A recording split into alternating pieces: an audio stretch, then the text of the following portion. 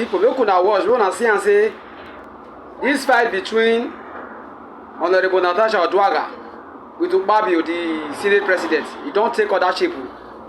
Different review don dey come on how the guy take do some kind matter, everything not clear. More na lis ten to this video where we say this woman dey talk concerning how administration be under Senator President, the Senate President Ubabio.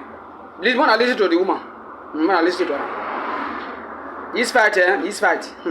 Nobody makes any payment in NDDC without God's will Akpabio's approval. When we first came to NDDC, on the day of going for the inauguration, he told me in the car that, Madam MD, if you don't do what I say, the same pen with which I used to sign your letter, it will be the same pen that I will use to remove you.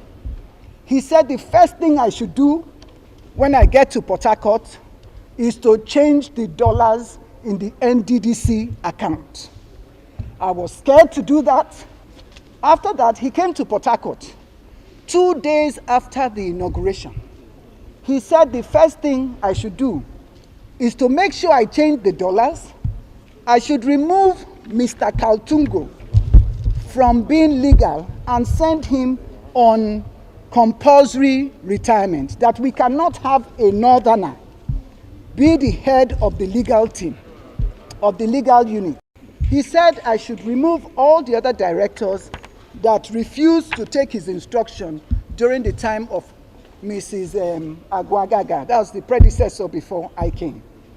So he came also with a draft, which I've submitted, with a draft letter that I should write and put it on my letterhead, implicating Senator Mobushi for collecting contracts in NDDC. I told him that I will not, I'm a lawyer, and that whoever alleges must prove. The fact that Senator Mobushi is giving us trouble as IMC, you remember also that they did not recognize the IMC. I said I will not do that letter. He said I was ungrateful and I refused to do the letter. Dr. Cairo now said that he will do the letter.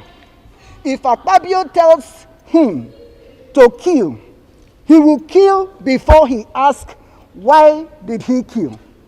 I said for me, I will not do the letter. At that place, there was Mr. Etiebet, who was the only staff of the NDDC that was present at that meeting. When he finished, he now asked Dr. Cairo to go and send for the letter-headed paper from the office. They now sent for the letter-headed paper. Dr. Cairo now did the letter, which I've also submitted to the committee, alleging that Senator Wabushi had contracts. Then he said, I must sign the cover letter. I said, if I sign any document from me seen by Mr. President, he will believe every line of it. So I will only write that the EDP, who should know about projects, has gone. The next thing that he told me, he said, I must make sure that all these people leave and that the procurement, because apparently Akpabio, before I came, when himself and Festus Keyamo were ministers, their first meeting at the commission, he was awarded 30 contracts for distilling and water hyacinth. Mr. Linus, who was the director finance, refused to sign because it did not follow due process. He also said that I should implicate the chairman of the House Committee, because the chairman of the House Committee had gone to Ondo State for a meeting to plan against him. Water hyacinth and distilling.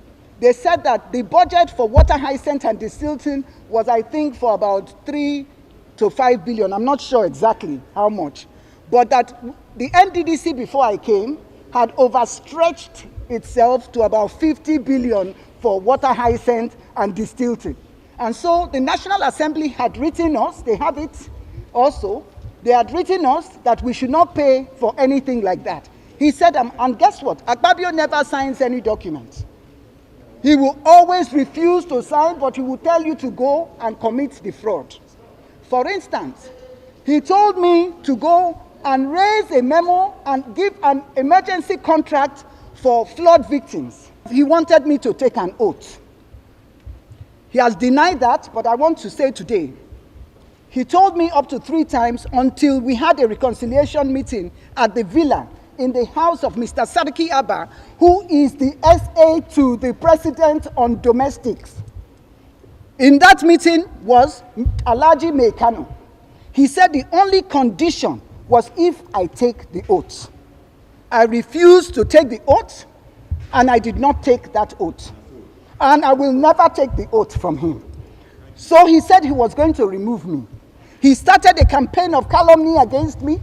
He said I did not answer him because the facts will speak for itself. Now, to end this matter about the procurement process, I refused to go with him to deceive Mr. President at the FEC meeting because the Procurement Act says if I contravene any section of the Procurement Act, is 5 years imprisonment without an option of fine.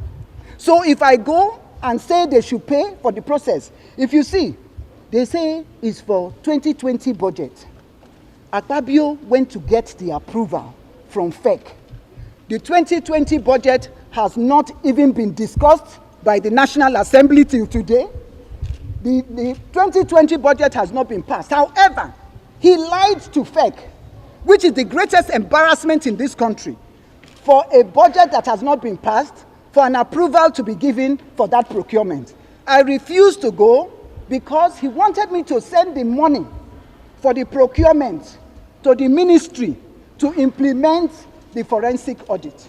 I refused. I am challenging him to deny any of these allegations because I have to round up for you people. But all the facts and all that I've said are all written in my document.